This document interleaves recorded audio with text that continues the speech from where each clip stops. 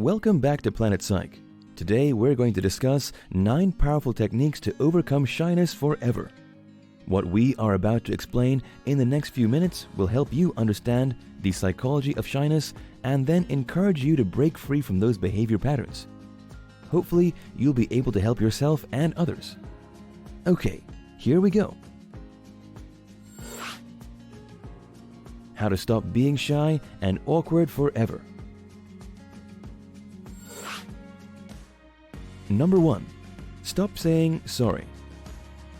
Being shy or maybe a little socially awkward may tempt you to think that there's something wrong with you. That isn't true though. It's okay to be shy or a bit nervous socially, so stop apologizing for it. You may even find yourself feeling guilty for mistakes you've made while trying to venture outside of your comfort zone. Try not to stress about it too much though. It's okay to make mistakes because that's how you learn. Feeling this kind of social anxiety is actually more common than you think. Most people struggle with it at some stage in their lives, even the ones who seem really outgoing. It's true that some struggle more with social anxiety than others, but if you're patient with yourself and you keep trying and learning, you'll make some improvements. Some just need to work a little harder at it than others. Being shy doesn't have to be a label, nor do you need to feel guilty about it. Be yourself unapologetically. Okay, on to the next one. But first, if you're new to the channel, be sure to subscribe and turn on all notifications. We post videos almost every day on all things related to practical psychology, understanding the human mind, improving mental health, and becoming free from behavioral patterns. Also, we're having a free giveaway at each channel milestone every month as we grow. We're giving away the brand new latest Kindle Paperwhite from Amazon. All you have to do is be a subscriber, leave a like, and comment about anything related to this video. We like to reply to all comments, so go ahead and ask questions or comments. The winner will be picked at random and announced in a future video. Number 2. Stop labeling yourself. Social anxiety and shyness may tempt you to view it as a concrete part of your identity. You may have even told your friends that it's just part of who you are.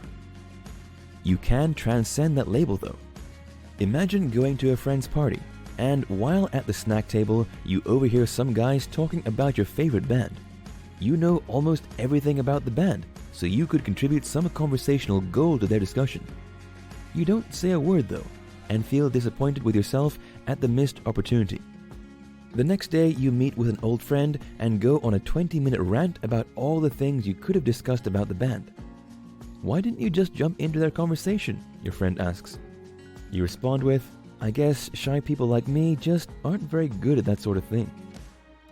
If you were shy all the time, would you be able to rant so openly and easily with your friend for 20 minutes? Try not to relegate your entire identity to just a few words like shy or awkward, because given the right scenario, you might be the exact opposite. Try and remember the times when you've been expressive, talkative, and open in your conversations with friends and family. Use those memories to view yourself a little more accurately and positively. Calling yourself someone who is sometimes shy can be a far more empowering title than a shy person. Number 3. Take the focus off yourself. It can be terrifying to step outside your comfort zone in social situations. So what's the best strategy to use when thinking of what to do or say? Would it be to jumpstart an interesting conversation topic or tell a hilarious joke that nobody's heard before? The most important thing about putting yourself out there socially is to remember that it should never be about you. We engage best in social situations by lifting others up through complimenting them, asking them questions, and genuinely being interested in who they are and what they have to say. People love talking about themselves, and in time, they will be interested in what you have to say. The key to being interesting is to first be interested. There's a useful anagram from networking expert Jordan Harbinger, which serves as a great framework for making conversation. Just remember the word few. Here's what each letter means. F is for fact. Ask someone a fact about themselves. A common example is, "What do you do for work?" He may respond with, "I'm a pilot." E is for emotion. Ask him about the emotional connection he has with his first answer. Something like, "Do you enjoy being a pilot? It seems like a stressful job." He might respond by saying, "Well, it can be stressful, but it's worth it because I love the feeling of being in the air." W is for why. Ask them about the reasons for doing what they do. You might say, "It must feel so freeing to be up there away from it all, right?" By now, he's likely very invested in the conversation. He may tell you all about how much he values freedom, or about how he gets anxious when he's in the city for too long. What a great conversation that was! Practice this skill as much as you can, and you'll be able to talk with almost any stranger. Number 4. Stop comparing yourself to others. It's natural for us to compare ourselves to others socially, but it can be especially stressful if you're someone who is often shy or socially awkward. Introverts comparing themselves to extroverts can really damage self-esteem. It's usually much easier for extroverts and outgoing individuals because socializing may come more naturally to them, or they just have more experience than you.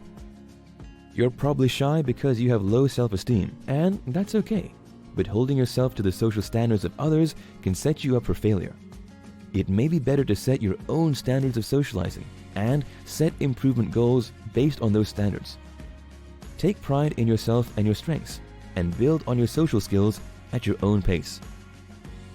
The next couple of points are powerful and will help you overcome awkwardness really quickly. But before we get to that, please help us out. We're doing a research project on the psychology of the YouTube like button. We're going to release a very interesting video about it at some point in the future, and we think you'll find it really interesting. For now, please leave us a great big fat thumbs up by clicking on the like button. The more likes we get on each video, the faster we'll bring you the awesome results of our research.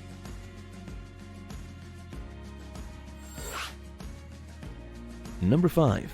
Plan ahead. Imagine starting a new job, and the company hosts a barbecue so that coworkers can get to know each other better. What an exciting opportunity! On arrival, you notice that most of your new colleagues have split themselves into their own social cliques. You know you should introduce yourself, but you grab a drink instead. Once you've got your drink, you start to approach one of the groups, but hear that they're talking about a topic you know nothing about, so you walk to the next group. On the way there, you start to wonder if they'll like you, if you'll have the right words to say, or whether they'll be mean to you. Your overthinking makes you wish you just stayed at home, and you sit by yourself for most of the night. Situations like this can intimidate us into not wanting to make an effort socially. So, how do you prevent this? Start by writing down a list of all possible scenarios and problems you might face at a social event. After that, write down some strategies on how best to navigate those situations.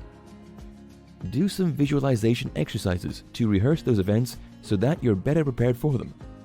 Sometimes, writing down our fears and organizing them is the biggest step to managing them, because they tend to look so much smaller and more manageable when on paper, as they do when they're running through our minds.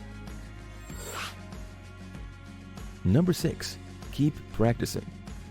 Socially anxious people tend to catastrophize by thinking that missed opportunities are irredeemable. This can lead to further fear for missed opportunities, which can further prevent you from venturing outside your social comfort zone. You won't get it right the first time you try new things socially, but you will improve if you forgive yourself and keep trying. It's likely that you're your own worst critic, and that others like you more than you think they do. Failure gives us the opportunity to learn and improve. You'll get it right eventually if you persevere. Number 7. Bring a buddy.